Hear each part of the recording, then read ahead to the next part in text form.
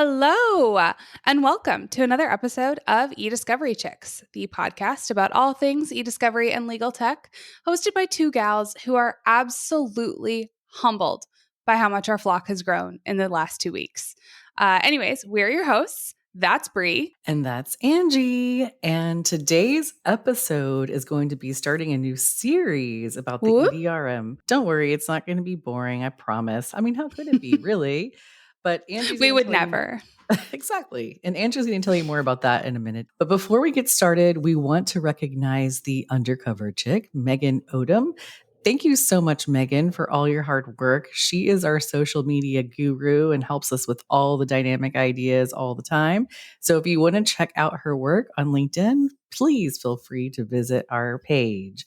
But before that, Angie, what are you sipping on? And so I am sipping on Angel's Envy Rye, and it is my little treat. This is one of my favorite whiskeys. And don't ask me to tell you the history of the brand or anything because I don't know that. All I know is delicious. What are you drinking? Like Angel's Envy too. So do you serve yours like neat? Do you have like a big fancy ice cube? Do you have how just do you drink neat? It?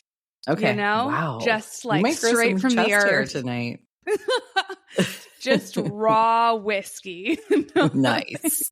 No, I am just drinking some vodka soda, as like, plain and simple as that is. This is the drink that you can drink and still wake up and be all the things tomorrow morning. All the things. That's what I'm doing. You know what I cannot do that with is beer. So oh God, I went to wine. UW, and so Wine like, too. Sometimes wine.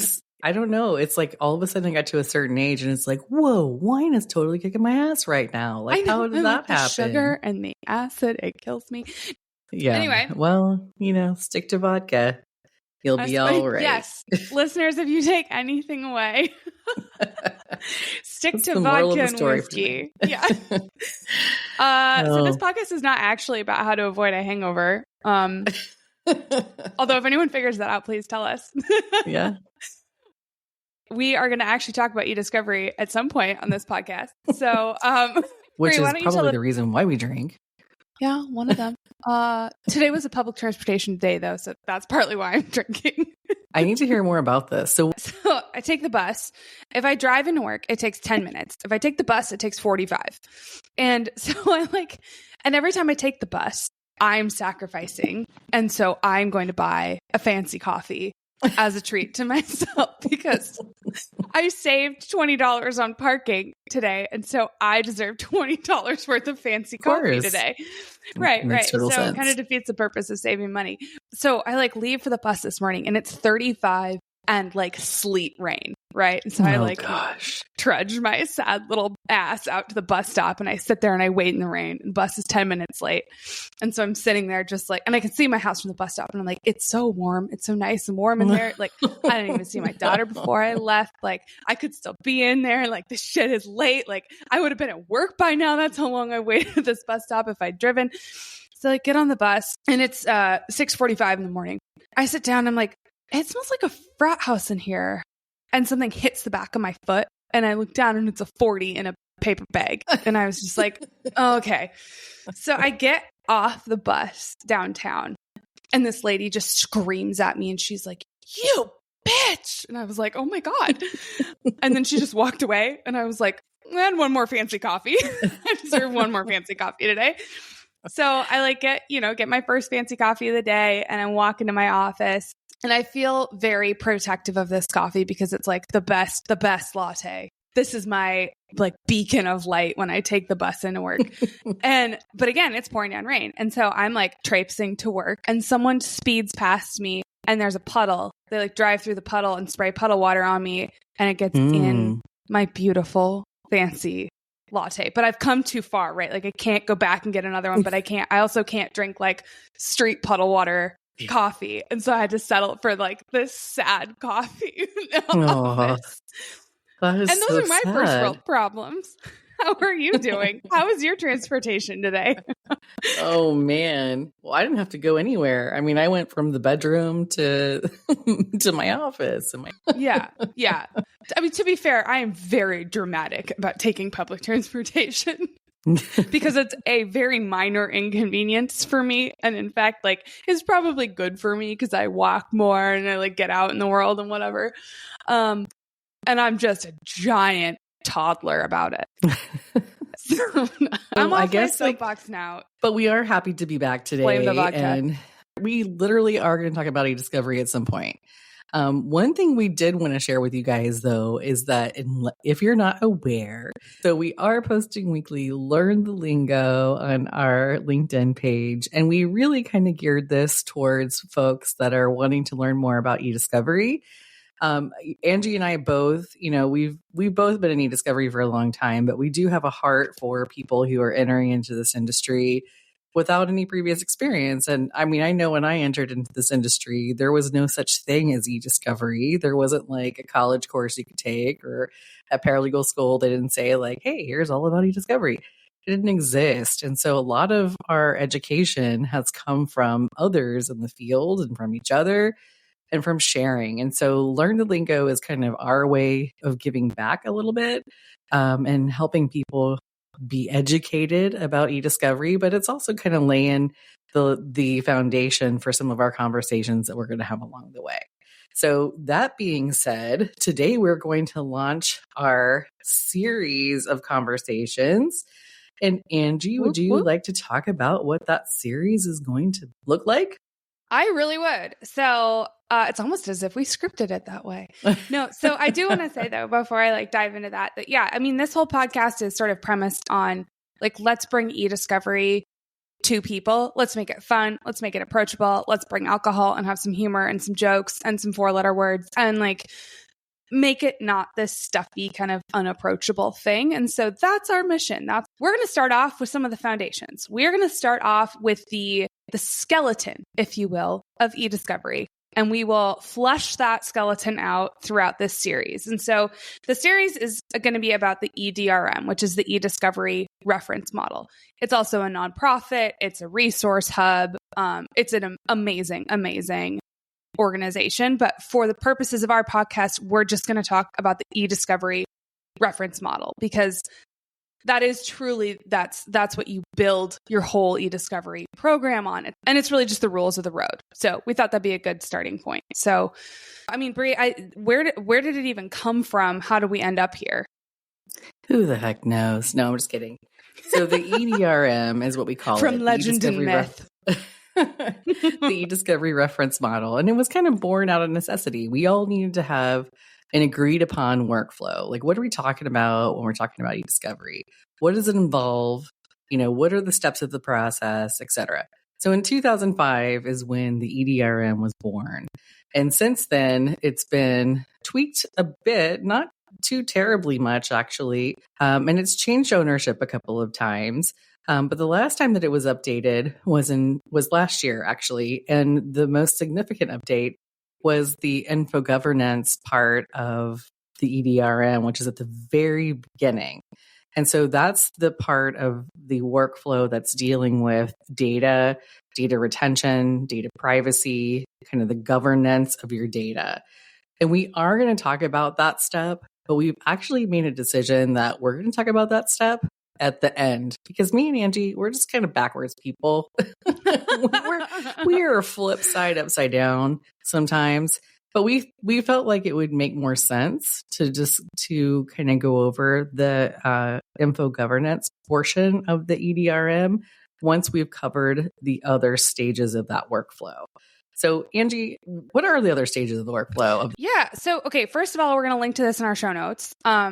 The EDRM has a really beautiful diagram of all of the stages. And so I'm going to just preview them really quickly for everybody. We're going to put a pin in that. And then each episode, we're going to talk about one of those stages.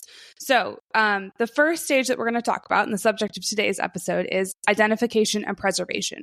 So if you think about it, if you're ever involved in some sort of legal matter where you're going to have to you're going to have to investigate. You're going to have to look at people's emails, produce documents, look at texts, anything like that.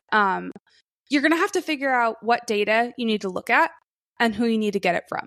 And so that's identification. Preservation is, how do I make sure it's not deleted or changed or altered or somehow made inaccessible? So identification and preservation. What do you need? Who do you get it from? How do you keep it? That's what we're going to cover in today's episode. In later episodes, we're going to talk about the other stages of the EDRM, which are collection and processing. And that is, how do you gather the stuff you need to look at?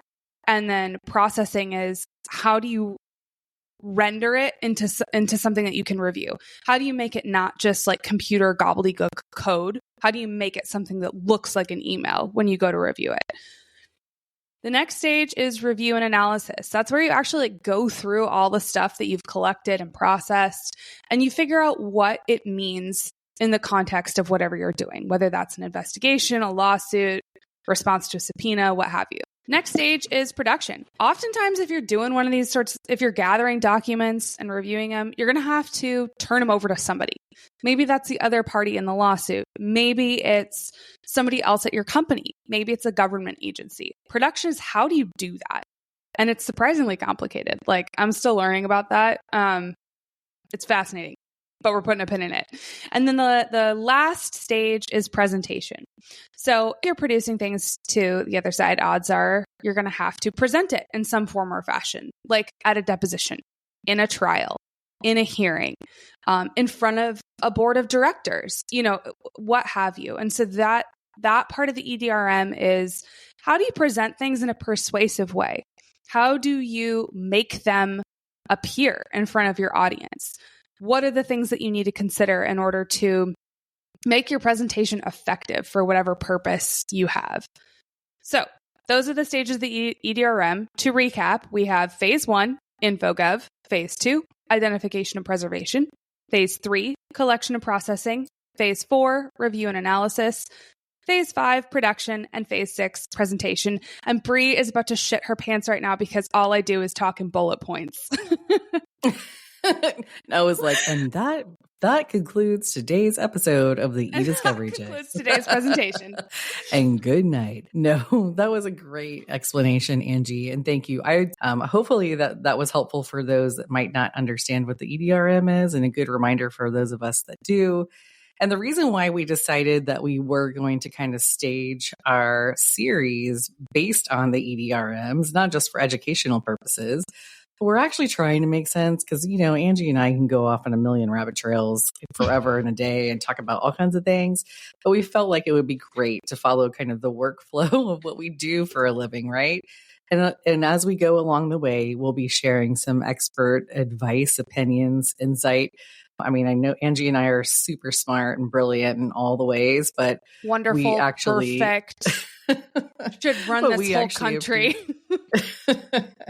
But talking about identification and preservation, what does that even freaking mean, Angie?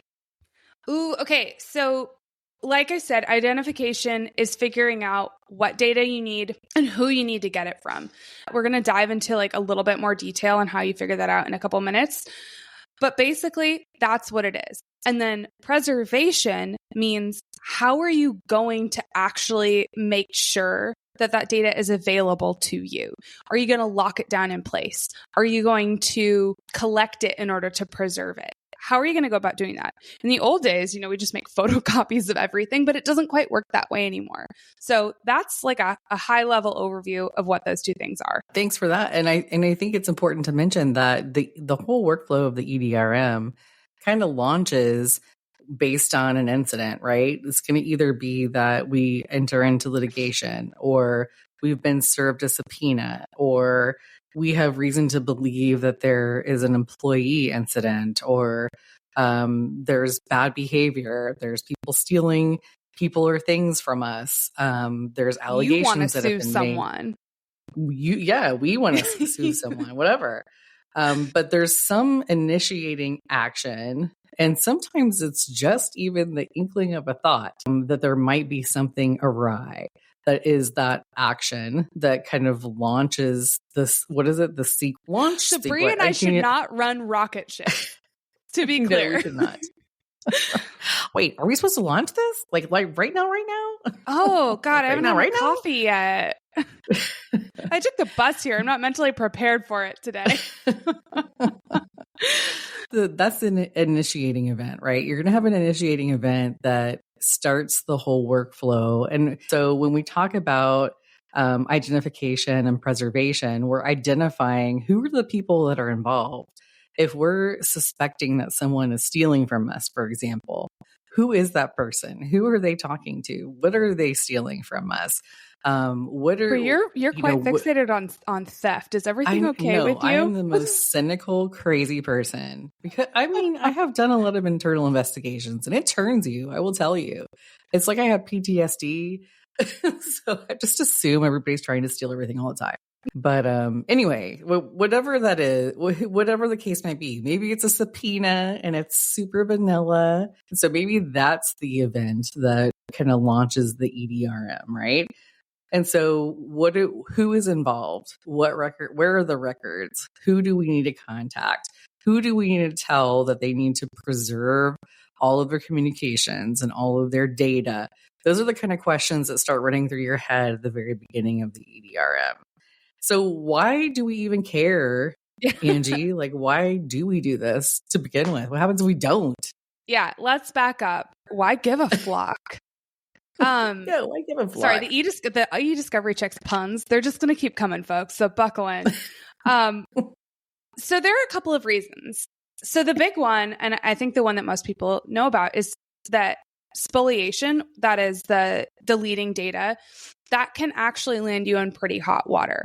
And there are the federal rules of civil procedure were amended somewhat recently to deal with this. And basically, you can land in hot water if you had a duty to preserve data. You didn't do it, and that data is forever lost. So assuming those three things are true, you can get fined, and those fines can be anything from something nominal, $1, to millions of dollars, in the worst case scenario. The court can say, hey, you know what? You spoliated this data. Your conduct is so egregious that the court, I'm going to tell the jury that they can assume that you deleted that data because it was bad for your case. And then in the most severe situations, the judge or the court can actually just dismiss the case. If you delete data and the court feels that without that data, justice cannot be carried. Like it's going to be a miscarriage of justice to continue with this trial. The court can say, hey, you know what? We're not even going to do this. Like, you no longer have a claim because your conduct was so bad. So that's spoliation. But apart from that, you really want to preserve data that's going to be relevant to a legal matter in case it bolsters some of your claims or defenses. Maybe you need that data to prove a point. Maybe you need that data to defend yourself against what someone is accusing you of. There also might be state regulations or other regulatory requirements that mean you have to keep that data or you're going to be subject to fines or some other regulatory action.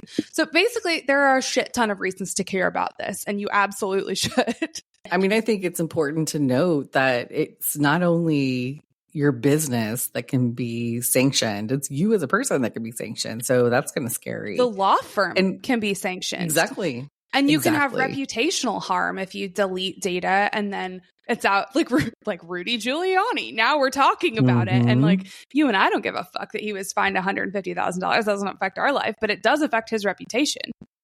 Right. And everybody that's associated with him. Maybe we should talk about when you should start caring about preserving data. Exactly. Well, it's important to know that when you have that initiating event of, you might have that subpoena or you might have a litigation, like a lawsuit that walks in the door. That's a very cut and dry event. We know that it's happened, or here's a claim that's been filed. We know that there's a certain time and date that in which we are required by law to preserve data to respond to that litigation or to that complaint or whatever it is. I think sometimes it gets confusing when we are speculating, hey, I think this person might be stealing from us, or I think this person's up to no Again good, with the or theft, man. no, this happens all the time. Like, I can't believe No, it does. you were. It does. No, I'm just giving you shit. Like, Angie, I'm not crazy.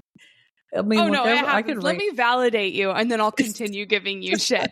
I'm like, I seriously could write novels on this. But no, Ooh, like I'd read you it. have what'd you say? I'd read it. Oh, dude. I mean, first of all, I have to wait till I'm like 80 so that most people are dead that I'm like writing about. And then, yeah, then I can write about it. But anyway, so enough about that. No, But let's put a pin in no, that. No. let's put a pin in that. So maybe you've heard that there's some shenanigans going on at the water cooler, and Bob's like making some comments that are not so great, right? And you're like, I don't even know if this is a big deal. Somebody went to HR about it. I don't even know if I need to pay attention to this, or like if there's any validity to it. What do I do? Well, you kind of you do have to pay attention to it. It's like it could be the initiating event for a potential legal hold. But certainly it's an initiating event for an investigation, right? And so you want to be able to preserve data right away. The worst thing that you can do is ignore some warning flags of a situation that's going on and not preserve the data. And then all of a sudden Bob leaves because he's like, whoa, they're on to me. I'm out. And he wipes his phone, wipes his computer, gets rid of all the files and evidence. And you don't have anything to validate. Again, should not be in charge of rockets. And so, I think that the moral of the story is as early as you know that there's an event, then you start the preservation process.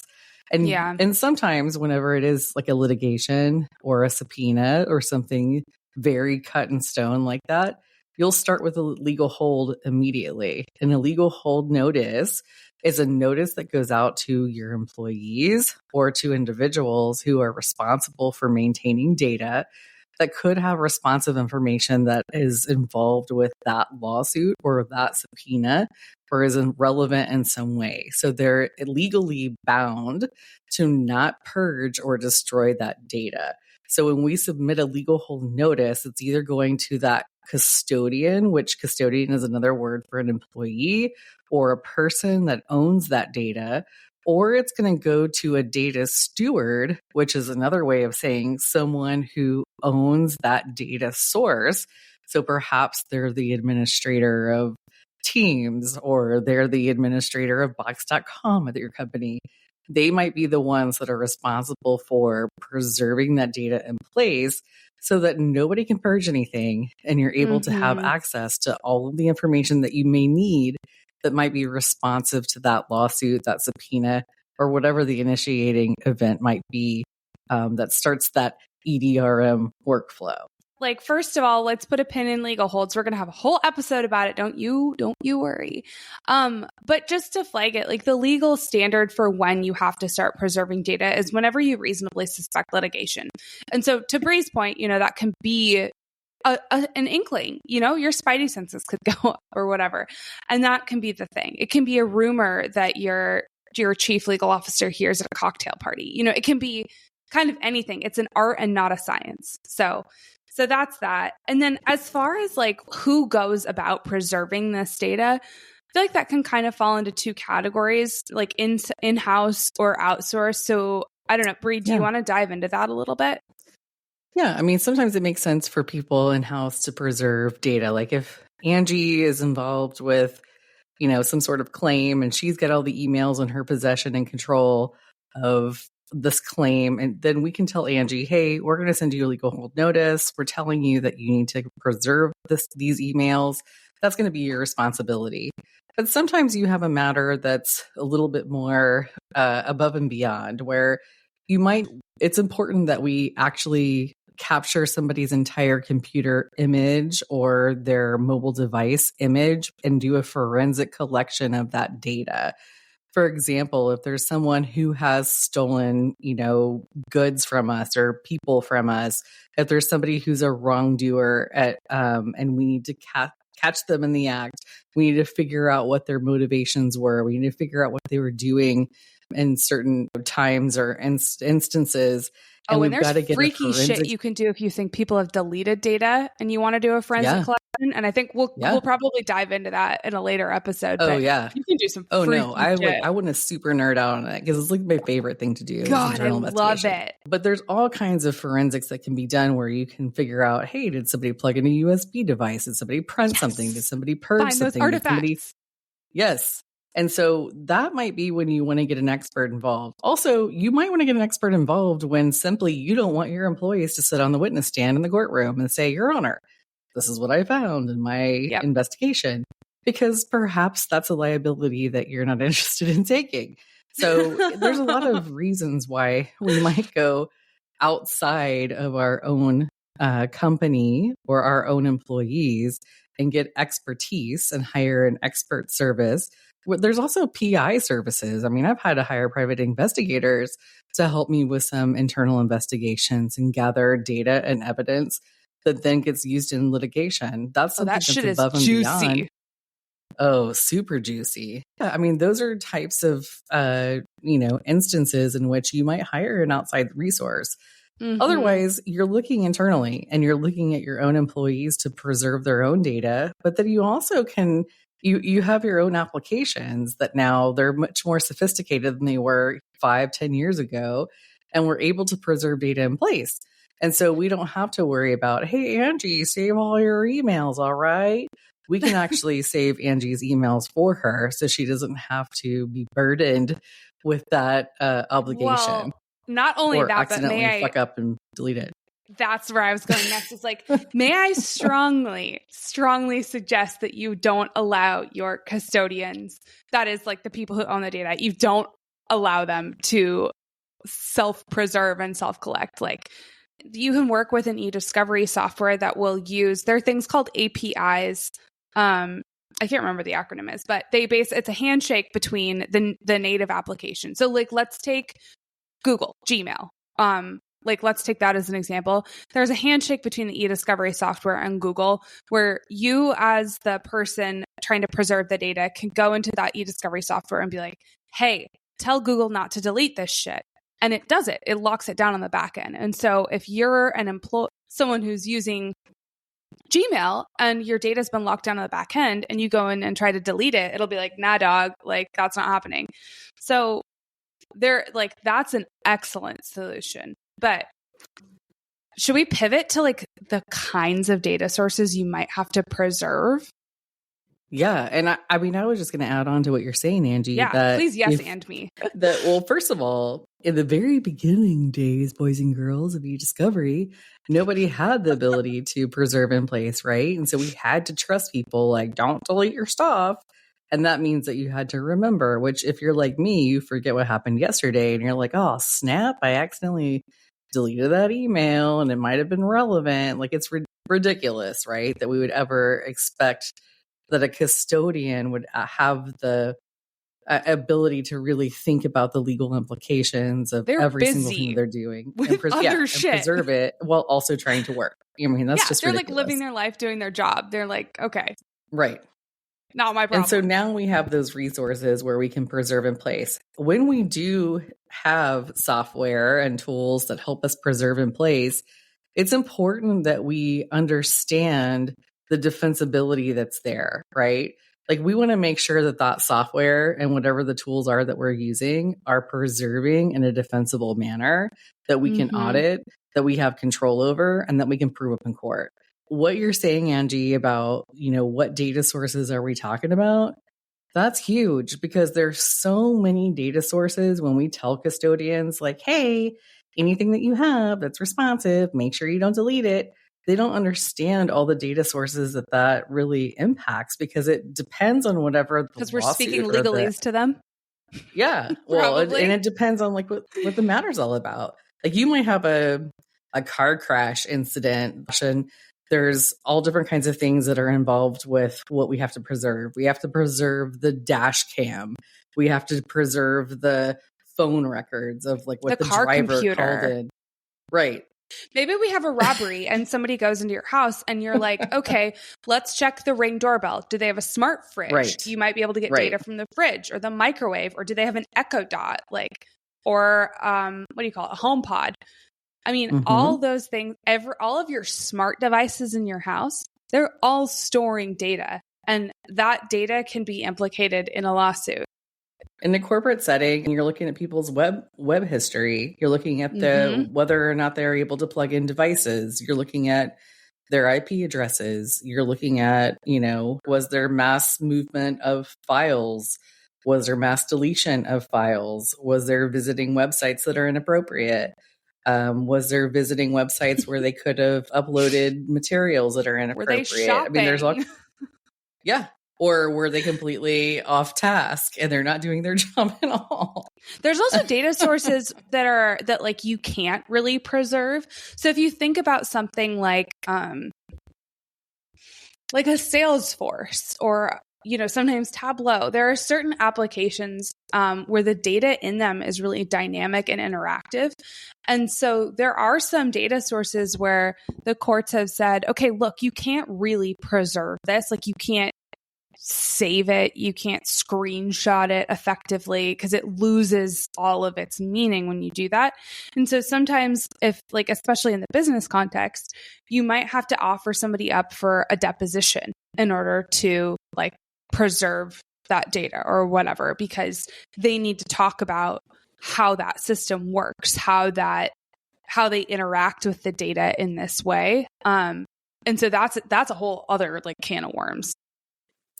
Yeah, and something else to consider when you're thinking about preserving data is, especially in a corporation, you have retention policies, right? And so I know that we've said that we're going to put a pin in the whole info governance portion of the EDRM and talk about it later, which is where a data retention policy would come into play.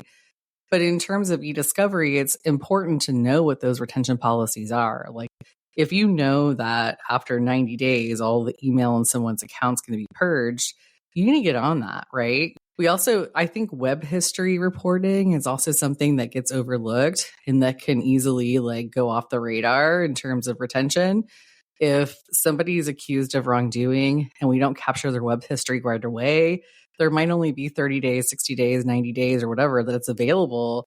We need to understand what that is so that we're capturing that data in time. Also, thinking about when employees terminate, what's your corporation's termination process? When somebody terminates, are they wiping all their voicemail? They're wiping all their devices. Well, what's happening? And how long does it take for that process to happen? Because you might need to have that laptop sent to you, or you might need to preserve those voicemails or whatever it is before it gets wiped, and then you don't have that evidence anymore. I know that we said that we're going to put a pin in talking about legal hold notifications, but I do want to just state this differential, because I think that it's something that gets confused all the time. And Angie's already laughing at me. I can see her face, but we seriously have to explain this on a daily basis where I work. When you talk about legal hold, are you talking about a legal hold notification? Or are you talking about preserving in place?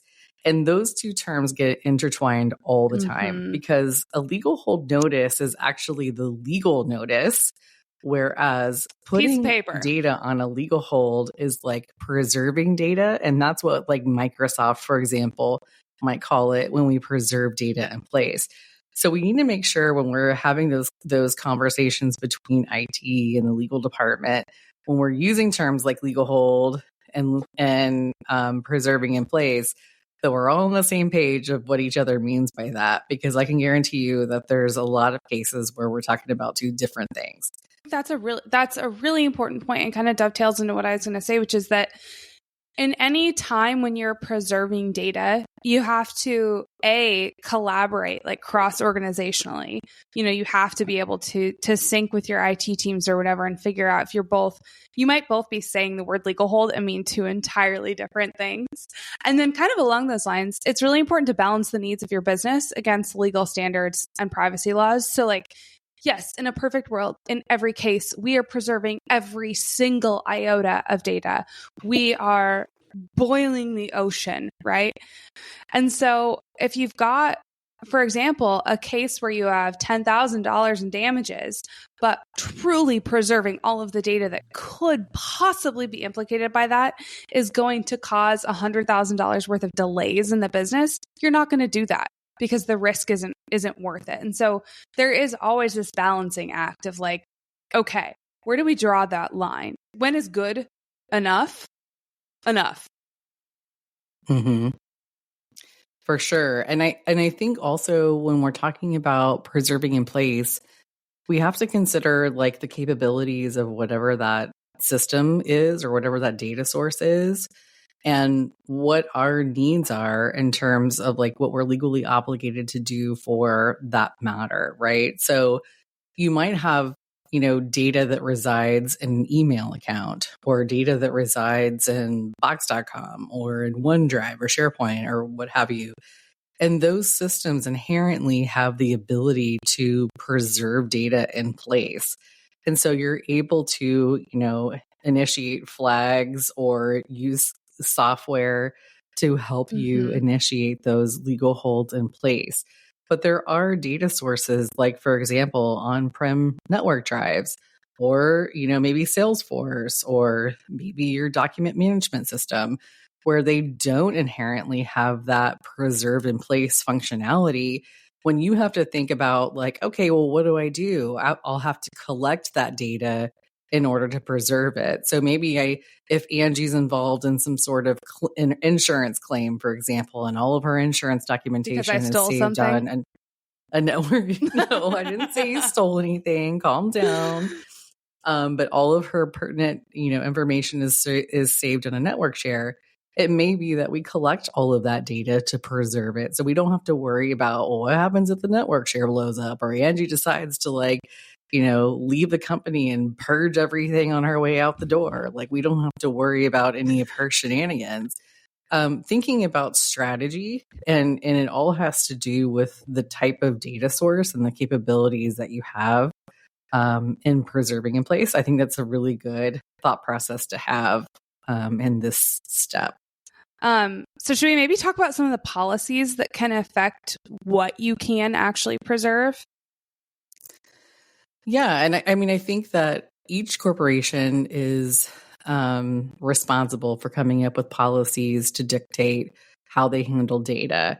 And there's usually multiple different policies involved, right? So you might have a bring your own device policy, or you might have a privacy policy, or you might have a data retention policy, a legal hold policy. There's all kinds of policies that companies will come up with. And it's important that you have them, but it's even more important that you follow them, because the worst thing that you can do is say, hey, this is how we handle data.